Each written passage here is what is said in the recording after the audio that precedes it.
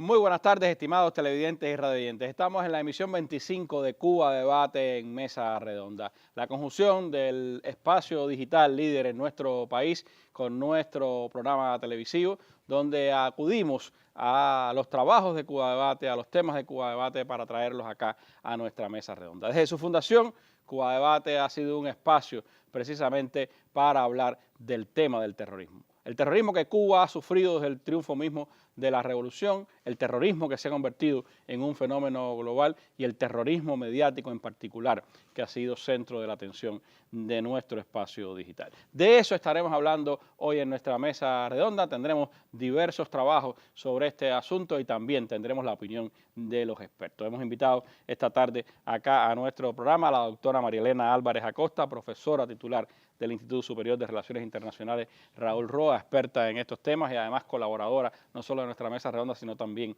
del sitio web Cuba Debate. Y nos acompaña otro colaborador de Cuba Debate, el ecuatoriano brasileño Amaury Chamorro, politólogo, especialista en comunicación y quien ha estado ya en otros momentos en nuestro espacio. Con ellos estaremos compartiendo visiones, análisis, opiniones sobre este importante tema que sin dudas sigue teniendo enorme actualidad. Así que les propongo que nos acompañen en nuestra mesa redonda de hoy. Desde su fundación el 5 de agosto de 2003, Cuba Debate salió a la web para dar pelea contra la mentira, las campañas anticubanas, la manipulación descarada de los hechos, la violencia y las agresiones del imperio hacia nuestro pueblo. Contra el terrorismo mediático fue desde el inicio nuestra carta de presentación para mostrar verdades que ocultan el poder global y sus medios, para desnudar la maquinaria de propaganda que justifica las guerras imperiales, para condenar el terrorismo en todas sus manifestaciones. Abundantes informaciones, artículos, fotos y videos sobre estos temas usted puede encontrar en www.cubadebate.cu bajo las etiquetas terrorismo, terrorismo contra Cuba, terrorismo de Estado y terrorismo mediático. También en nuestras páginas de Facebook, Cuba Debate, No a la Guerra y 5 héroes antiterroristas cubanos. Además, compartimos contenidos sobre el fenómeno global del terrorismo en nuestra cuenta de Twitter y en las cuentas @ciberguerra y @freecuba5. Puede visitar asimismo la sección de atentados del sitio Fidel Soldado de las Ideas y descargar videos en las cuentas de YouTube de Cuba Debate y La Mesa Redonda. Dale clic.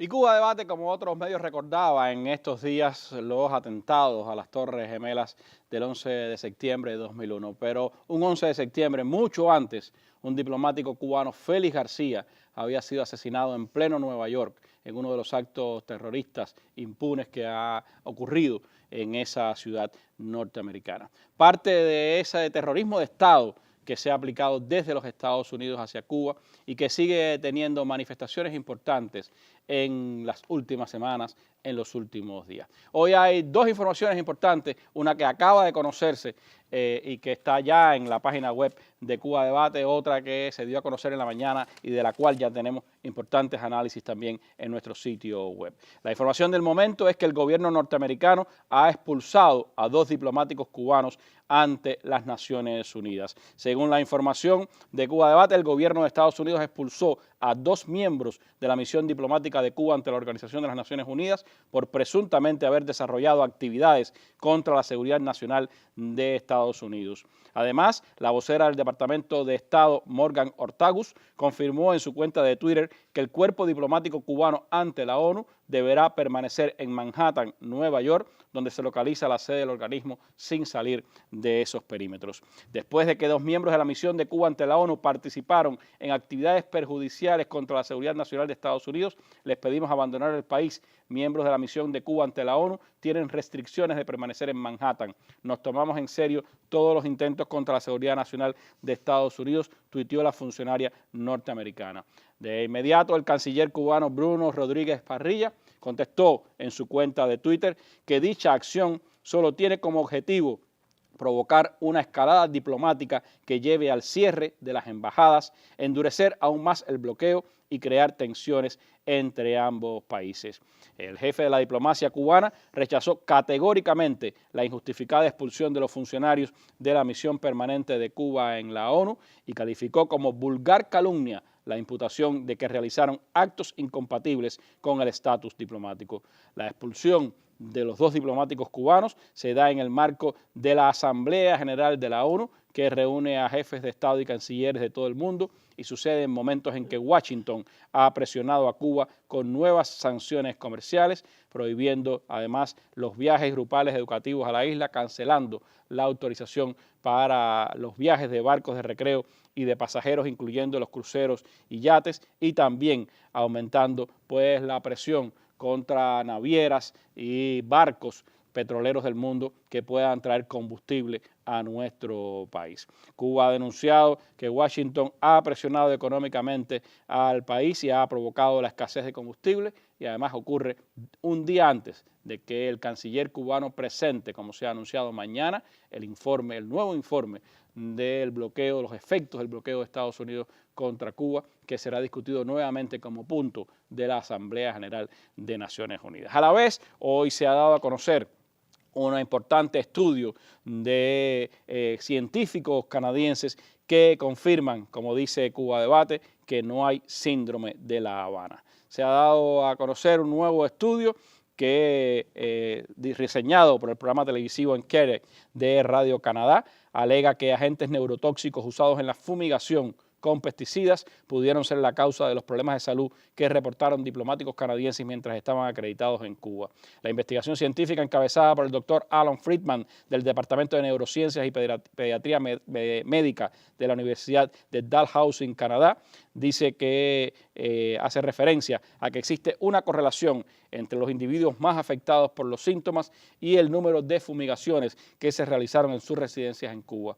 La embajada canadiense en La Habana pudo haber aplicado insecticidas para combatir mosquitos con una frecuencia hasta 5 veces más de la usual. Cuba Debate contactó con autoridades de nuestro Ministerio de Salud Pública para indagar sobre el uso de insecticidas en el país y se señaló que para combatir a los mosquitos en Cuba se han respetado los protocolos establecidos internacionalmente, incluidos las normas de la OMS y la OPS y los procedimientos establecidos por los fabricantes de estos agentes químicos. No obstante, dice el MINSEP, revisaremos el tema a tenor de las investigaciones que se están conduciendo. Esta nueva hipótesis que se ha reseñado ha sido también comenzada a compartir por los investigadores canadienses con investigadores cubanos y contribuye a esclarecer que las diversas teorías sobre los llamados fenómenos direccionales y otros eufemismos sobre supuestos ataques sónicos carecen de todo fundamento. De manera preliminar, los expertos cubanos consideran que la hipótesis presentada por el equipo canadiense es un intento serio para explicar los síntomas reportados mediante la investigación científica, aunque es prematuro para llegar a conclusiones, comentó a Cuba Debate el doctor en ciencias Michel Joseph Valdés Sosa, director general del Centro de Neurociencias de Cuba. Ya se ha iniciado ese intercambio científico entre Canadá y el Comité de Expertos Cubanos para avanzar una conclusión sobre el tema. Los especialistas cubanos consideran que al utilizar una pequeña y heterogénea muestra resulta difícil llegar a conclusiones definitivas. No obstante, no es posible excluir otras explicaciones basadas en patologías comunes. La nueva investigación dada a conocer en el día de hoy, si entre otras cosas, pues da la certeza de que no hay ninguna explicación científica que avale los llamados ataques sónicos que Estados Unidos trató de endilgar a Estados Unidos, a nuestro país, sobre los diplomáticos norteamericanos, y que también en esta investigación se dan elementos que permiten pues, trabajar en una investigación científica más seria y coordinada entre autoridades científicas de Canadá y autoridades científicas de nuestro país. A medida que pasa el tiempo, dice Cuba Debate, se confirman dos únicos factores en común. Uno, la manipulación política del tema y el show mediático alrededor de las acusaciones infundadas, calumnias del gobierno de los Estados Unidos, que evidentemente responden a una estrategia calculada e intencional para desacreditar a Cuba. Son parte de esas realidades que vive Cuba y que forman parte también de la dinámica que han tenido las relaciones de Cuba y Estados Unidos, que han estado asignadas por un tema, el terrorismo de Estado. Pero del terrorismo hablemos en esta mesa redonda de hoy. Y quisiera empezar con la profesora María Elena, mi profesora en el doctorado de Ciencias Políticas, hablando precisamente sobre el tema del terrorismo. ¿Por qué se considera hoy el terrorismo, profesora, como un fenómeno global? ¿Cuáles pudieran ser las expresiones de ese fenómeno en la actualidad? Sí, buenas tardes. Mira, el capitalismo en su desarrollo expresa disfuncionalidades y problemas estructurales y se va readecuando.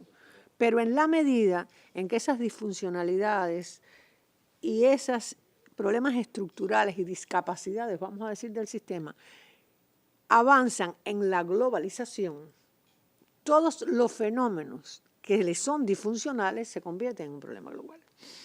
En el caso del terrorismo, es muy interesante ver cómo inicialmente el terrorismo transnacionalizado surge como una necesidad del capitalismo, que surge precisamente durante la Guerra Fría en Afganistán.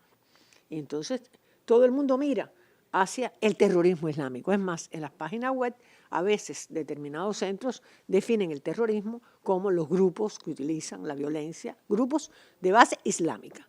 Pero el terrorismo es un fenómeno mayor, es un fenómeno que tiene que ver con el uso de la violencia, que tiene que ver con las ideologías, con las políticas, en función de crear un estado psíquico de temor, de miedo, para hacer cambiar los comportamientos humanos. Entonces, hay un basamento muy grande, porque tú puedes decir el terrorismo de Estado, tú hablabas de terrorismo de Estado. Nunca se habla de terrorismo de Estado en los centros de poder. Se habla del terrorismo islámico, del terrorismo individual, pero ellos no hablan de eso. Entonces, aquí estamos hablando de un terrorismo que desde los centros de poder utiliza la violencia o no para crear un estado psicológico, pero eso lleva a un momento global en que entonces la disfuncionalidad viene y por eso se hace un problema global en que se mezcla con el funcionamiento económico, y voy a poner un ejemplo que es más fácil para que se entienda, cuando el denominado Estado Islámico vendía el petróleo y limpiaba ese dinero, porque además, fíjate que se vincula a otros. Bueno, ¿quién es quien, desde el punto de vista económico, comercializa el petróleo? Las grandes empresas transnacionales. ¿Y a dónde iba buena parte del dinero? ¿Y a dónde iba? Entonces, se va creando una disfuncionalidad que afecta la actuación económica del sistema, que además lava el dinero, y ese es desde el punto de vista económico. ¿Y desde cuándo ese fenómeno que comenzó siendo una manifestación en determinados conflictos y sobre todo en la Guerra Fría, como usted decía, y después se ha convertido en un fenómeno global con el mismo desarrollo de la globalización, cuándo ese fenómeno se convierte en un fenómeno utilizado por las grandes potencias? ¿Desde cuándo pasa a ser, se pasa del coco del comunismo al coco del terrorismo? Pero yo iba atrás. Yo cuando venía para acá, iba caminando y no vi a un alumno y le dije, estoy pensando, porque yo dije, el capitalismo desde su inicio ha sido violento y ha utilizado manifestaciones de terrorismo, pero no como lo conocemos hoy, porque el terrorismo en el capitalismo, los estudiosos plantean que se inicia con la Revolución Francesa, en la época del terror de Robespierre. Pero cuando tú vas a la etapa mercantil, a la industrial, y después a la monopolista, tú te das cuenta que el capitalismo no en dimensiones globales, pero sí en la relación de dominación y desde el punto de vista ideológico y de la supremacía y el control, hasta el fetichismo de la mercancía, como diría Marx, utiliza determinados mecanismos que van a violentar el comportamiento para sojuzgar y para controlar. Pero eso también tiene que ver entonces con los propios intereses capitalistas que llegan a un momento, primero se internacionalizan, después se transnacionalizan y después se globalizan. Y las potencias entonces cada vez son mayores. Y en la contradicción, para dominar determinados espacios o en la exclusión o la integración o eliminar revoluciones desde antes hasta la Revolución de Octubre, diría yo, porque también las fuerzas revolucionarias han utilizado el terrorismo, pero de acuerdo a cada época, por ejemplo, se utilizó mucho en la Guerra Fría, pero eran considerados a nivel internacional muchos de ellos movimientos de liberación nacional. Pero cuando cae el bloque socialista ya hay una globalización del problema, ya hay una manipulación mucho mayor, porque estamos en un periodo de transición intersistémica, donde Estados Unidos se quedó sin enemigo, y el enemigo fue el terrorismo. Y ahí está ideológicamente el Huntington. Bien, el choque de civilizaciones. Y el problema no es clasista, ahora es civilizatorio. Y a partir de ahí ha habido toda una manipulación desde el poder, desde ese terrorismo de Estado que tú planteas y que no se quiere definir como uso de la violencia, porque bueno, está la guerra, pero hay palabras claves que no se pueden olvidar. Violencia contra civiles, con intereses políticos e ideológicos para crear un estado psicológico de temor, para confundir y engañar. Y eso lo hacen los grandes poderes. Y bueno, lo utilizaron en la guerra, es lo más evidente, hablábamos de Afganistán, pero después ya hay en esa área geopolítica, y bueno, no lo voy a decir porque el director me dice, yo tengo un mapa que muestro que es todo petróleo y hidrocarburos, y en esa área precisamente es donde la violencia imperialista se ha vinculado y ha sido consustancial a ese terrorismo, y no me acuerdo aquí en una mesa que planteábamos cómo Kerry decía, no, Obama en la guerra en Siria, sabíamos que el terrorismo estaba avanzando, pero bueno, lo dejamos hacer a ver si se acababa con Bashar al-Assad. O sea, tiene muchas implicaciones, tiene muchas connotaciones, tiene muchas aristas, pero sí es una disfuncionalidad del sistema, porque alguien puede decir, no, pero los poderes resuelven con eso. Sí es verdad, pero están creando una serie de disfuncionalidades y problemas estructurales donde ese nivel de violencia o no tiene que ver con lo económico, con lo político, o te saltan a la cara. Y lo último que quiero decir es, tú hablabas del 11 de septiembre. Solo vemos lo que quieren que veamos. Porque sí, las Torres Gemelas todo el mundo las recuerda, pero los actos terroristas que constantemente se están desarrollando en los países de Medio Oriente, que han sufrido guerras de años, y en la propia África, pues nunca se ponen. Y entonces también esto se vincula a la manipulación de los medios y al control económico y político que tienen los poderes. Y en este caso estamos hablando del poder más grande, como digo, es Fidel Castro Ruz. El poder estadounidense, el imperialismo estadounidense. Le recordaba en estos días también aquello que le decía Vladimir Putin también a las grandes potencias cuando se daba precisamente la parte más álgida del conflicto en Siria, y decía, ese terrorismo que se está alentando y que se está financiando allí va a volverse contra Europa. Y esa realidad se ha un poco, de alguna manera, evidenciado después a lo largo de estos años. Pero ha habido manipulaciones del tema del terrorismo, Amaury. Como fenómeno global ha servido, por un lado, como decíamos, las grandes potencias para desarrollar las guerras, pero por el otro lado también ha sido utilizado para tratar de conculcar el derecho de los pueblos a las luchas revolucionarias, por intentar indicar el término de terrorista a cualquiera que se oponga al poder establecido por el imperio. En función de eso, América Latina también ha vivido de esas experiencias. Bueno, Cuba en particular las ha tenido muchísimo, pero es un fenómeno que hoy está presente en cada una de las, podríamos decir, contradicciones políticas por la hegemonía en este propio continente. Bueno, las acciones terroristas son acciones comunicacionales por excelencia. Si se estallara un edificio y no hubiera una foto, un video y no se compartiera por Twitter, no funcionó el atentado. Pueden haber muerto 10.000 personas en eso. Y si el mundo no lo sabe, no ocurrió. Así como algunos eventos que es difícil debatir, el tema de cuál atentado ha sido peor que el otro, o sea, cuánta gente murió a más, si fueron niños, estos fueron adultos mayores, o sea, una tentativa de clasificación de los actos terroristas también va de la mano con una tentativa de jerarquizarlos para presentarlos al mundo a través de los medios de comunicación. Recordemos un evento muy grave que por suerte acabó no ocurriendo. Fue el atentado al presidente de la República de Venezuela, Nicolás Maduro Moros, el año pasado. Con drones. O sea, pero ¿cuál es el hecho de ese atentado terrorista? No es apenas la tentativa de asesinato del presidente de la República. Era un acto transmitido en vivo en la televisión venezolana, retransmitido en todas las redes sociales, con toda la cúpula del gobierno sobre una tarima, o sea, militares y civiles estaban sobre la cúpula, sobre una tarima. Eran 2 drones con C4, que es un tipo de explosivo que mataría. Los cubanos lo conocemos bien porque es el que más han usado contra Cuba. Bueno, contra los hoteles, contra los aviones cubanos. Ese explosivo, imagínate ese explosivo, ustedes que tanto lo conocen, contra una tarima con 300 personas sobre la tarima y más de unas 2.000 personas alrededor. Algunos expertos dicen que hubiera más de 1.000 muertos transmitidos en tiempo real. Yo quería saber, eso es un reality show, pues, ¿no? O sea, no es simplemente, y ahí el hecho terrorista está por detrás, en no apenas matar al presidente de la República porque supuestamente yo soy un opositor a él, entonces yo lo asesino y ahí tengo la capacidad de tomarme el palacio del presidente. No, es generar el pánico en la militancia chavista, en los apoyadores del presidente Nicolás Maduro, para demostrar el poderío de aquellos que son sus opositores y que de alguna manera ya esas marchas de 100.000, 200.000 personas que los chavistas hacen casi toda la semana, es decir, no salgas más a la calle porque nosotros tenemos el poder. Mira lo que fuimos capaces. Es un hecho comunicacional. ¿Qué diferencia hay de eso a una serie de Netflix? Ninguna. Entonces, debemos entender que en América Latina la aplicación de esos hechos de acciones terroristas, bueno, de toda la historia de nuestro continente, desde la llegada de los españoles, la muerte de Atahualpa. ¿Qué más?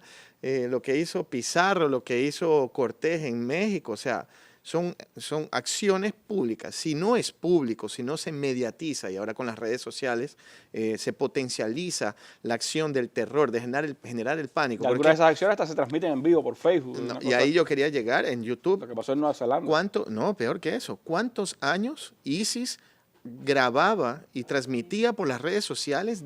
O sea, no era un tipo...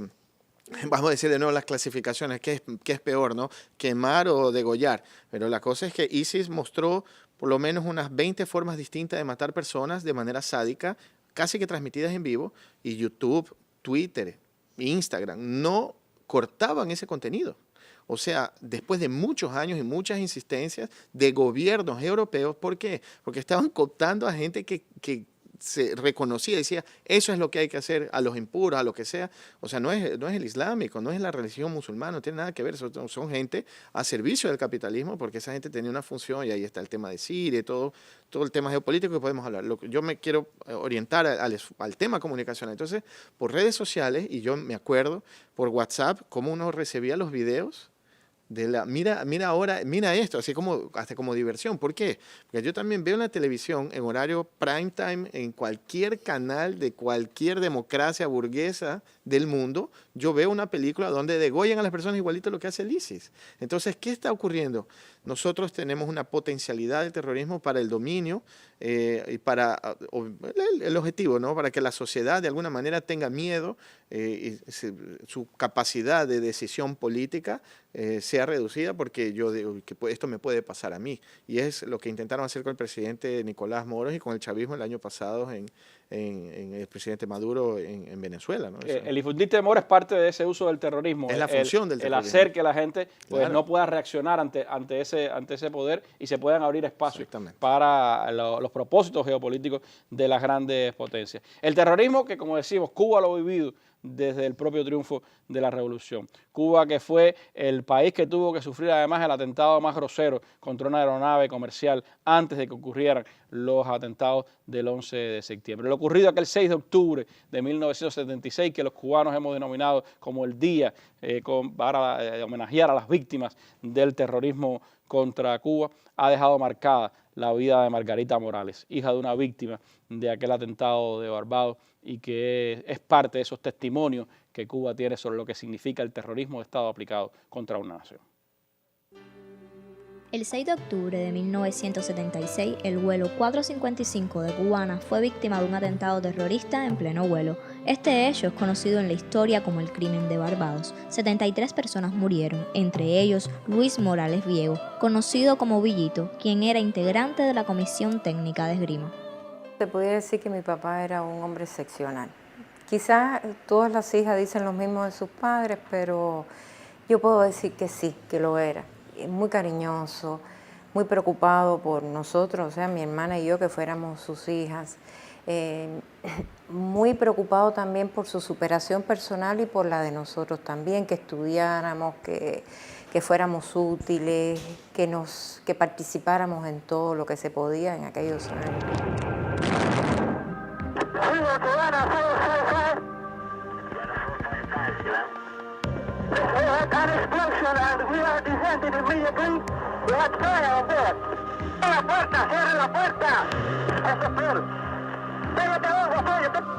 Fue muy extraño, porque el mismo día que nos dicen que incluso me fueron a recoger, yo estaba en una escuela al campo, estaba becada en una escuela en el campo, nunca nos dijeron en el momento en que nos recogieron que había habido un accidente, pero no sabíamos la dimensión de ese accidente. Y fue muy extraño porque desde el primer momento, independientemente que no nos lo dijeran, nosotros sabíamos que había pasado algo malo, porque no era común que nos fueran a recoger en la escuela, porque mi papá había regresado de un viaje, él era deportista, había participado en varias competencias internacionales y no era común que nos fueran a buscar. Siempre supimos desde el primer momento que había pasado algo. Pero fue extraño porque independientemente que sabíamos y lo sentíamos que había pasado algo, yo nunca pude imaginarme que iba a desaparecer de mi vida. O sea, fue una desaparición total, ya nunca más lo vimos. Y esa ruptura, o sea, ese sentimiento de que has perdido algo muy valioso para ti, desde el primer momento lo sentí.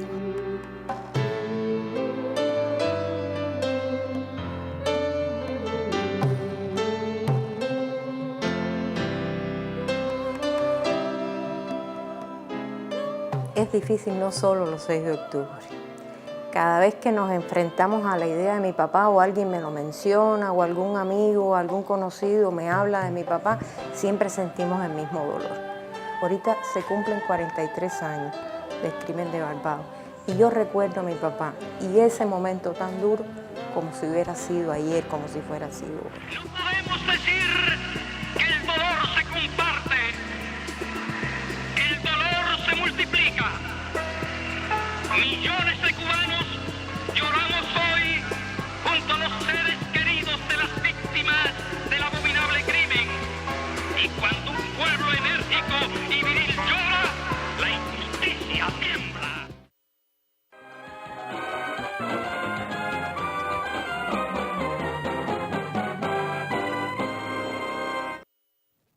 Nunca se olvidan esas palabras de Fidel. Creo que fue la primera vez que sentí la sensación de patria, un pequeño, y que vio aquel hecho sin duda, conmocionó a toda Cuba, a pesar de que Estados Unidos durante mucho tiempo silenció la noticia, a pesar de que sabía que Luis Posada Carriles y Orlando Bosch eran los grandes autores intelectuales de aquel vil sabotaje. Por cierto, ambos, y sobre todo Posada Carriles, Amaury era, pudiéramos decir, el químico del C4, era el hombre que más aplicó C4 en esta región. Así y es. Lo hizo en muchísimas acciones, entre ellas los atentados a los hoteles cubanos en 1997 y en aquel vil sabotaje al avión de Barbados. Y hablabas también de cómo mientras Twitter se ha convertido y otras plataformas sociales en entes desde donde se transmiten hechos terroristas que se utilizan por los propios terroristas para difundir el miedo y por el otro lado para captar adeptos a sus cruzadas, pues Twitter, mientras permite eso festinadamente, aunque a veces dice que adopta decisiones, pues por el otro lado establece bloqueos y sanciones a cuentas por intereses políticos, como lo hizo durante las llamadas enfrentamientos que hubo en Irán o aquella revolución verde que intentaron hacer en Irán, y lo acaba de hacer ahora en Cuba.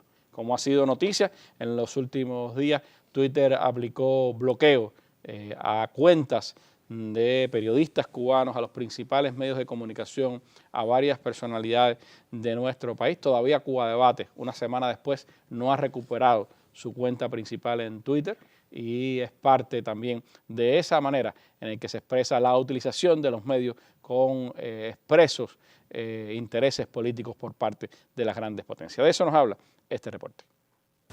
Fue el miércoles 11 de septiembre. Poco faltaba para la comparecencia a las 6:30 en la mesa redonda del presidente cubano Miguel Díaz-Canel y cientos de cuentas cubanas en Twitter fueron suspendidas. La lista parecía seleccionada milimétricamente. Cuba Debate, junto a una amplia parte de su equipo, la Mesa Redonda, el diario Granma, Radio Rebelde, el Canal Caribe, periodistas del equipo de prensa del presidente, la vicepresidenta primera de la Unión de Periodistas de Cuba y otros profesionales de la prensa nacional. Twitter alega que eran cuentas que estaban violando las reglas de la red social porque amplificaban las conversaciones artificialmente, generaban spam, y muchas de estas cuentas, sobre todo las cuentas del equipo de Cuba Debate, eran cuentas que ni siquiera se encontraban activas, o sea que los periodistas no usaban. Nos dimos cuenta que fue un ataque selectivo para silenciar la voz de Cuba Debate. ¿Por qué Cuba Debate? Porque Cuba Debate es el principal medio digital del país, es el medio que más seguidores tiene, el medio que más visitas tiene. Es una manera de censurar la verdad de Cuba en el momento en que se encuentra el país de un arreciamiento del bloqueo económico de los Estados Unidos, de tomar nuevas medidas para afectar la economía cubana. La Unión de Periodistas de Cuba calificó el hecho de censura masiva a periodistas y medios cubanos, y es que la suspensión tuvo evidentes motivaciones políticas. Rosa María Elizalde, de vicepresidenta de LUPEC, publicó recientemente, que lo recomiendo, un artículo en Dominio Cuba, en la web de Dominio Cuba, al respecto, haciendo referencia a algunos estudios, algunos datos muy interesantes, como que algunos estudios revelan que el 1% de la población, es decir, de los usuarios que están dentro de Twitter, publican más o menos el 50% del contenido que está dentro de la plataforma, lo que hace pensar que la otra mitad son esencialmente usuarios que lo que hacen es retuitear o compartir, esencialmente, por lo que supuestamente están bloqueando las cuentas, o bloquearon en ese momento las cuentas de algunos de los usuarios cubanos. Hasta el día de hoy, a pesar de haber hecho las reclamaciones pertinentes a Twitter, las cuentas no han sido devueltas, algunas de las de periodistas, pero las oficiales de Cuba Debate no han sido devueltas, y muchas de las periodistas siguen aún suspendidas sin ninguna aclaración de qué fue lo que pasó. Que llegue al mundo la denuncia de esta censura contra Cuba, una de las tantas maneras de practicar el terrorismo en pleno siglo XXI. Bueno, el terrorismo mediático ha sido siempre centro de atención de Cuba Debate. Desde que nació, en su símbolo que lo ha identificado, dice Cuba Debate contra el terrorismo mediático. Y es parte de esa expresión de periodistas cubanos, de periodistas de otras partes del mundo, entre ellos Amaury, que nos acompañan desde las columnas de Cuba Debate. Cuando hablamos del terrorismo mediático, Amaury, ¿cómo ese terrorismo mediático se puede calificar? ¿Cuánto de acompañamiento tiene ese llamado terrorismo mediático al otro terrorismo de violencia que se aplica por parte de las potencias o por parte de grupos políticos o armados interesados y que son parte de la realidad que hoy estamos viviendo? Hay un objetivo comunicacional también, pero con otro efecto, no con el efecto de generar miedo, terror, pánico. No obstante, las acciones de bloqueo sirven para no permitir que la sociedad se informe y al mismo tiempo puedan actuar esos mismos medios que bloquearon, o sea, el Twitter, el Facebook, el Facebook en el caso que ha bloqueado cuentas de medios y periodistas, inclusive el presidente Rafael Correa de Ecuador fue bloqueado. No solo bloqueado, fue expulsado. No se permite más que el presidente Correa pueda abrir una nueva cuenta. Imagínate. Entonces, esa acción tiene un objetivo claro.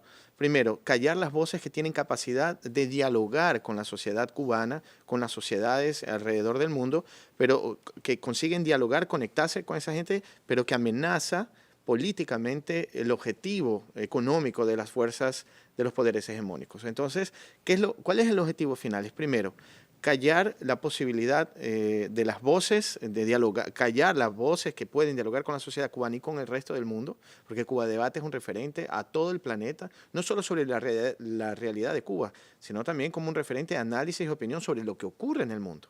Entonces, callo eso, pero permito trabajar en un proceso de construcción de un relato en la sociedad cubana y alrededor del mundo que no necesariamente es evidente. ¿Qué quiere decir eso? Las cadenas de WhatsApp, de Messenger, los mensajes que aparecen en la timeline, ¿no? O sea, en el muro del Facebook de las personas, que no necesariamente son mensajes directos de aquellas personas o de aquellos grupos económicos que quieren influenciar la opinión y el estado de ánimo y el sentimiento de la sociedad cubana. Y eso es muy peligroso. Es diferente si el New York Times o el CNN o BBC hablan sobre Cuba y eso llega a la sociedad cubana. Es diferente si llega un mensaje de una cadena, de un video que fue compartido, que al final yo comparto con mi familia, yo le doy un like, comento, porque es yo no entiendo muy bien, pero es simpático, es agradable, o me manda algún tipo. Eso es un proceso de construcción. que la sociedad cubana acaba de inserirse en ese a través digitalmente. No es que eso ya no haya ocurrido o hayan intentado hacer eso en Cuba, ya sabemos de eso, pero conectándose directamente a estas plataformas digitales como Facebook, como YouTube, como el mismo WhatsApp, permite que se hagan acciones comunicacionales de generación de terror, de miedo, porque el objetivo también del terror es, en este caso, es tocar los corazones de las personas, los sentimientos, la percepción, la emoción que yo tengo sobre las cosas, sobre mi país, sobre el relato, sobre mi realidad, inclusive de cómo yo voy a enfrentar un problema de un bloqueo económico. O sea, yo ahora, primero, callo el principal mecanismo que Cuba, como Estado, como sociedad, y como medios de comunicación tenía en las redes sociales para dialogar con la ciudadanía sobre un caso muy complejo para la sociedad que ocurre desde hace 60 años, pero que obviamente ahora se vuelve más duro que nunca y a su vez yo voy a comenzar a hacer acciones de intentar convencer o explicar qué es lo que está ocurriendo, mintiendo, engañando sin que las personas se den cuenta. Claro que en Cuba es mucho más difícil, porque hay una sociedad formada, tienes una educación ejemplar a nivel mundial, es mucho más difícil engañar a esa población que ha crecido acosada por los Estados Unidos que lo que ha ocurrido en otros países que no han vivido eso. Entonces, es más difícil para ellos, pero esto es una señal de esas acciones de saboteo comunicacional que va a existir. No es casual, no es que hubo un apagón en Twitter, que le faltó combustible, como ese día un poco nos burlábamos, sino que es un ataque selectivo, bien pensado y que tiene evidentes sesgos políticos. Es el primero de otros que van a venir. Eso es evidente, pero que la sociedad cubana entienda que este es lo más evidente de las acciones comunicacionales a través de los medios digitales que va a existir. Entonces, el otro peligro está en el contenido de Instagram, de Facebook, de YouTube, que las personas van a acceder directamente sin darse cuenta que eso tiene un objetivo político. Hay que estar muy atento, muy atento. ¿Por qué? Porque cada vez más esta nueva sociedad, estos jóvenes, es un tema generacional, están mucho más conectados a este aparato que a su entorno. O sea, yo bromeo que el joven que si quiere saber si está lloviendo, él va y consulta, mira al cielo. Él googlea y le está cayendo el agua en media calle. Pero no, él ve, mira el celular. Entonces, esa sociedad que se informa, que construye su percepción, la percepción de su entorno, de su realidad, que viene a través de las redes sociales, es más fácilmente manipulable que aquella que fue formada como clásicamente ha formado Cuba su sociedad. Entonces, hay que ser muy cuidadosos. O sea, es un poco modernizar lo que era una práctica desde hace décadas. Era el uso de los medios de comunicación para un poco actuar como artillería avanzada de los propósitos imperiales. Cómo debilitar, cómo confundir, cómo mediatizar los procesos para después poder... No se ganan las guerras, no se inicia una guerra si yo ya no ataco comunicacionalmente, si yo no le doy un sentido. Por eso, inclusive, cuando voy a iniciar una guerra, tengo que hacer un anuncio. Los Estados Unidos hacen un anuncio público. ¿Qué es la primera cosa que hace Bush cuando va a invadir Irak? Anuncia públicamente que lo va a hacer. Él ya avisa al mundo. Y antes de eso, ¿qué había pasado? Colin Powell fue al Consejo de Seguridad de la ONU con un polvito, nunca nos olvidemos de eso, a justificar la necesidad de invadir Irak por las armas químicas que nunca existieron. CNN ayudó a asesinar 1 millón de personas y no tuvo responsabilidad por eso. Eso es terrorismo. Eso es el terrorismo mediático. Lo que ha ocurrido es que Cuba ha tenido capacidad de defenderse, de superar y de exponer esas prácticas. Pero ahora llegan las redes sociales, que es una otra realidad, es más compleja, es mucho más disimulada. O sea, hay que tener mucho más cuidado porque ya los centros operativos no necesariamente tienen que estar aquí, están allá afuera. Y también las redes permiten interconexión con las personas de alguna manera, entonces más rápidamente yo puedo promocionar un contenido que es falso, que es descontextualizado. Por eso a la sociedad cubana, yo que he trabajado con comunicación digital, desde que surge el Internet comercialmente y desde que surgen las redes sociales. Yo diría que soy un nativo digital pese a tener 41 años. Pero lo que yo sí puedo alertar es muy peligroso lo que puede ocurrir en las redes sociales si no hay una concientización de que este instrumento puede vulnerar esas nuevas generaciones que viven, yo digo que existen más dentro de los celulares que en sus interrelaciones personales. Es parte de esa utilización bien intencionada, malintencionada, podríamos decir, pero bien Claro, intencionada por claro. los centros de poder Disfrazada. de utilizar estas nuevas tecnologías. Y por eso hay tanta vinculación entre el gobierno de los Estados Unidos y las grandes compañías de Silicon Valley, de San Francisco. Julian Assange ya lo advertía, ¿no? Realmente, porque el peligro es tan grande que este aparato, los computadores permiten entender y clasificar a una persona por completo. Es más, puede transformarse en una herramienta predictiva. O sea, yo tengo la capacidad, a través de la data generada de los celulares y las computadoras, de pensar que esta persona en un determinado momento o bajo determinada acción pensaría o reaccionaría así. Entonces, imagínate eso multiplicado por toda la población. Esta semana se filtra la base de datos de todos los ecuatorianos, ¿no? Se filtró de todos los números de teléfonos, correo electrónico, el número de cédula, qué frecuentan, qué hacen, qué dejan de hacer. O sea, toda la información pero eso lo tienen desde hace años. Entonces, es mucho más fácil poder manipular principalmente y trabajar de una manera que no se den cuenta. Entonces, es un terrorismo mucho más disimulado. No por gusto, profesora, incluso en las estrategias de guerra no convencional de Estados Unidos está escrito de manera explícita el uso de los medios de la propaganda como una avanzada de ese enfrentamiento a los procesos. El hecho comunicacional ha avanzado en la medida en que la fuerza productiva y la tecnología ha avanzado. Pero cuando él hablaba, yo ponía aquí poder, ideología y política. Comportamiento de las personas, sobre todo en la medida en que avanza el tiempo, bueno, pues el comportamiento, la desinformación y el propio hecho de el coloniaje cultural.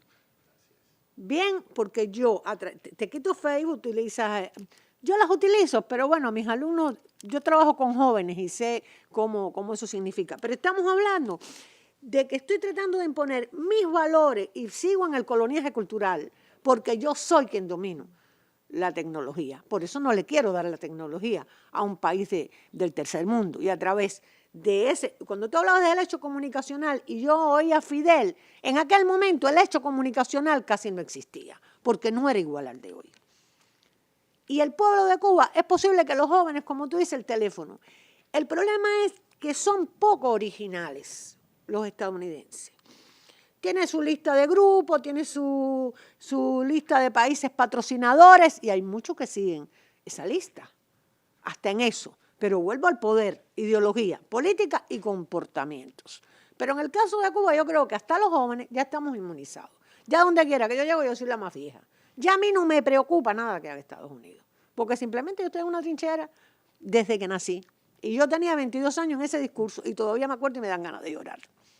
Entonces, lo que eso lleva a un trabajo, yo nunca he utilizado la mesa en este sentido, pero lo quiero decir, a un trabajo con los jóvenes y con la cubanía y con nuestros valores, porque eso es coloniaje cultural en última instancia. Y te estoy diciendo que tu revolución no es buena y tú no tienes petróleo, pero mira, aquí cambiamos el carro y entonces la moda y las películas.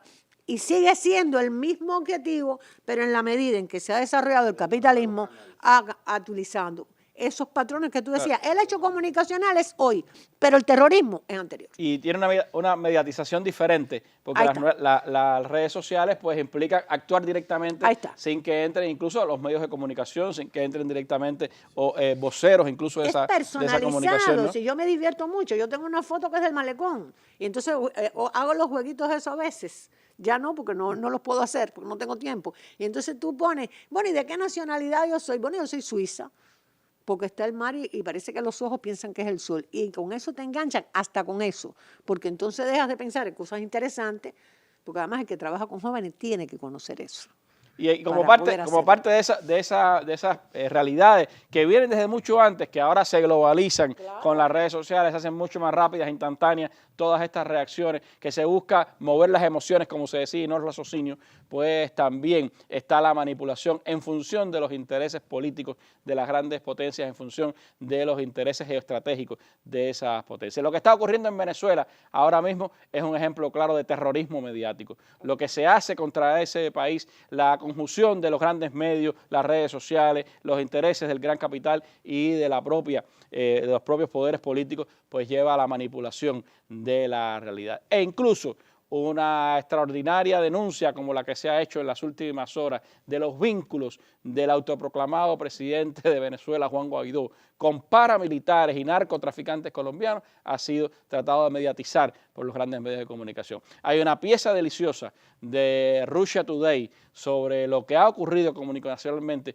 con ese hecho que yo les propongo ver ahora en nuestra mesa redonda. Que un político conocido internacionalmente se tome fotos con paramilitares armados en una zona con amplia presencia del narcotráfico sería un escándalo en todos los grandes medios del mundo. A menos, por supuesto, que ese político se llame Juan Guaidó y entonces mágicamente pasa a no ser escándalo en ninguno.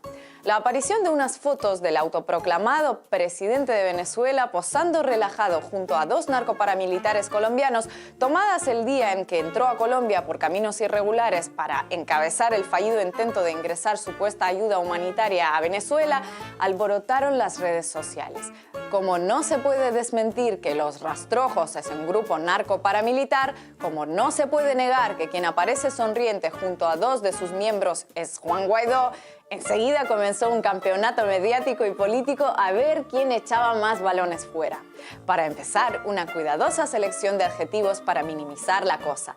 Las incómodas fotos, las polémicas instantáneas, las controversiales imágenes. Nada de indignantes, escandalosas o por lo menos perturbadoras aunque sea. Nada, todo normal, comprensible, justificable. Esa no es una fotografía comprometedora. Los dirigentes políticos andan con mucha gente. Y la gente siempre pide tomarse fotos con los hombres públicos. De todos le piden fotos. Yo también le pedí una foto en Cúcuta. Estas son las fotos, así es como las interpretaron los medios. Estas son las fotos, así es como las interpretaron los medios.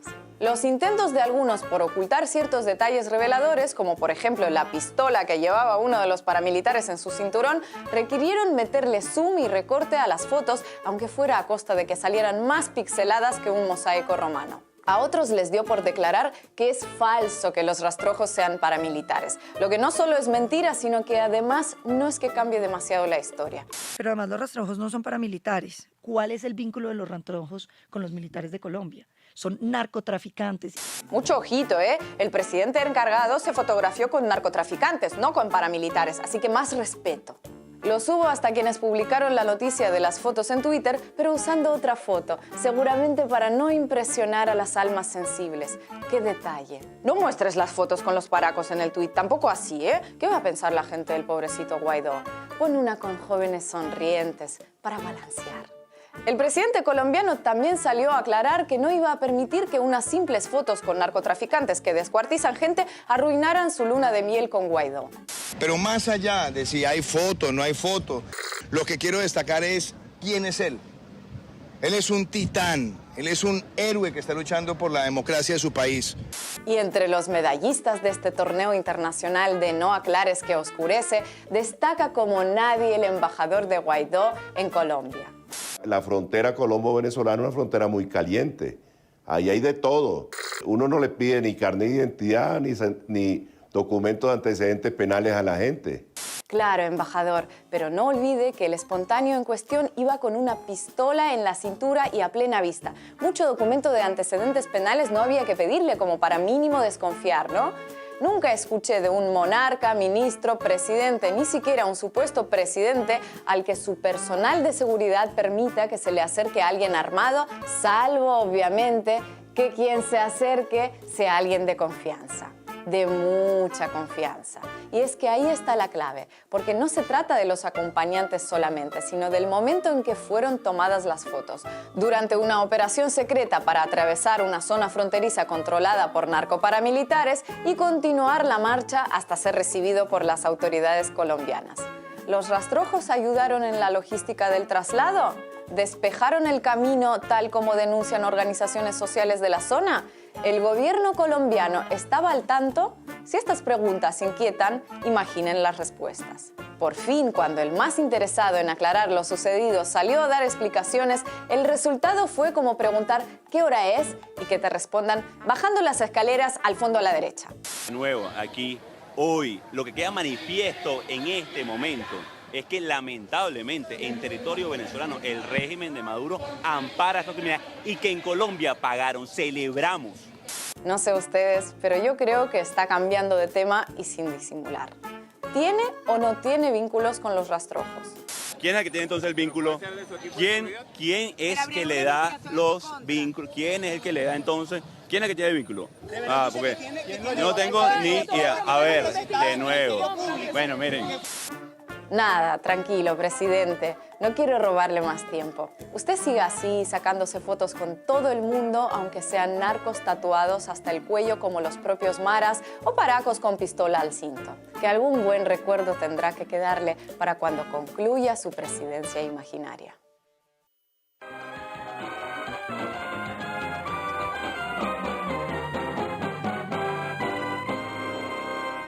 Bueno, excelente pieza, como decíamos, utilizando el humor más fino para desnudar, por un lado, esa manipulación mediática, por el otro, el acontecimiento que se ha dado allí en Venezuela y que ya está circulando por las redes, lo tenemos también en nuestro Facebook de Cuba Debate. Me quedan pocos minutos y quisiera no dejar de lado, Amaury, un hecho que tiene que ver también con esos avances de las tecnologías, con esos avances de la globalización. El terrorismo va pasando a otros estadios. Viene de esos hechos de violencia contra personas a hechos de violencia que están utilizando ya las nuevas tecnologías. El llamado ciberterrorismo es una expresión que se está cada vez más convirtiendo en un hecho real y que cada vez más causa más preocupación sobre los efectos que puede tener. ¿Cómo ves este fenómeno? Bueno, imagínate, ya se está discutiendo estamos en la era de la Internet de las cosas. Entonces ahora la refrigeradora va a tener internet, la mesa, la libreta, el carro funciona sin que yo tenga que manejarlo, los aviones ni qué decir. O sea, eso conectado a una gran red, la seguridad es, o sea, yo puedo entonces tumbar aviones desde mi casa, pues, supuestamente si estoy conectado a la red y vemos la falencia de los sistemas y las seguridades, obviamente, ¿qué seguridad tendrá una compañía aérea de un país que sea enemigo de los Estados Unidos y que sus aviones sean conectados al Internet y también sean vulnerables en ese sentido? ¿Cómo voy a poder dar seguridad o intimidad al ciudadano que tiene dispositivos en sus casas que se pueden conectar a las cámaras y se pueden grabar y en los audios y que se pueden escuchar? Entonces, hay ese tema del gran hermano es realmente algo absolutamente real, concreto. Tenemos que saber que no hay seguridad en ese sentido, no solo de la privacidad, pero también del Estado, ¿no? O sea, todo el funcionamiento ya de los hospitales, de las usinas hidroeléctricas, o sea, del aparataje del funcionamiento del Estado, prácticamente todo está conectado en Internet. Entonces, y lo usaron contra las llamadas centrifugadoras nucleares de Irán, lo claro. usaron contra la principal hidroeléctrica de Venezuela, la que le da la mayor parte de la energía eléctrica de ese país. El ataque. Se habla de uso incluso intencionado de Israel contra sus adversarios árabes. Lo de Venezuela fue un ataque electrónico, en el sentido de que yo destruí el sistema que manejaba la energía eléctrica de Venezuela. Y de ahí se colapsa. Eso fue un atentado. O sea, claro, ya previendo, mira lo que pasó después, la tentativa de golpe y todo. Entonces, existe una tendencia natural de utilizar esos mismos recursos. O sea, antes era, ¿cómo hacía terrorismo? En la era que no había la pólvora. Ya existe la pólvora, ahora existe el Internet. Entonces, yo ya comienzo a modernizar las herramientas para poder generar el miedo, el caos, el pánico, con un objetivo capitalista evidente y claro, ¿no? Bueno, me queda un minuto, María Elena, como siempre, te pongo contra la pared. El tema, cómo seguir viendo el tema del terrorismo en medio de las circunstancias actuales para Cuba y para el mundo. Bueno, es un gran peligro porque el terrorismo está en todas partes. Y usted decía, está en la comunicación, está en la idea, está en el poder, con métodos que ya no se ven, no se pueden predecir y que van en contra de los mismos valores de ellos. La democracia, la persona, pero sobre todo como un instrumento y una herramienta en contra de todo aquel que quiera hacer un proyecto, un proceso diferente al que ellos desean. Por eso yo hablaba del coloniaje cultural y hablaba del control de los demás. Yo te excluyo, te acabo porque tienes que regirte por mí. Y todo aquel que esté en contra de eso, y hasta el que no esté, porque a la Merkel también la escuchaban, hasta los aliados, tienen que tener cuidado porque volvemos a lo mismo. ¿Quién domina la técnica? ¿Quién tiene el poder? ¿Quién quiere mantener y sobre todo el león herido en este periodo de transición intersistémica con el ascenso de China, Rusia y otros poderes y otras revoluciones emergentes, la misma Bolivia con Evo, lo que están tratando de hacer, pues en la medida en que se arrinconen más, pues entonces nos tendremos, sobre todo Cuba, Venezuela, que pues prepararnos mejor porque simplemente van con todo, porque tienen que ir con todo, porque tienen las transnacionales que gobiernan el mundo, van con todo para seguir controlando. Y como no pueden con los grandes, pues entonces los que ellos piensan que son chiquitos, pero aquí estamos, seguimos aquí, pues entonces tratan de eliminarlo. Por eso no hay que descartar, no hay que desvincular todo esto que está pasando precisamente a esa estrategia imperial. El cerco contra el combustible, la mayor agresividad en las acciones políticas contra Cuba, la expulsión de 2 diplomáticos cubanos hoy en Nueva York, son parte de esa estrategia también de infundir terror, de amenazar a los procesos progresistas de esta región, especialmente también a Cuba. Frente a eso, Cuba Debate también da la respuesta, la que ha dado el pueblo cubano. Como dice nuestro primer trabajo llamado Resistencia, una serie que estamos ofreciendo en Cuba Debate, aun cuando les hacen todo más difícil, aquellos que buscan asfixiarles y humillarles, impotentes porque no han podido quitarles la nación ni su sentido de la patria y la obra colectiva, los cubanos siguen construyendo. No se apagan la alegría ni las ganas de hacer y de vivir. No hay olvido de la historia ni derrota. Es una historia de resistencia que Cuba Debate les está contando desde esta semana a través de las imágenes de nuestros fotoreporteros en diversas entregas. Me despido con la primera entrega, la de Ismael Francisco, esta historia de resistencia del pueblo cubano visto a través de las imágenes. Muy buenas noches. Gracias a mis panelistas. Nos vemos mañana en una nueva mesa redonda.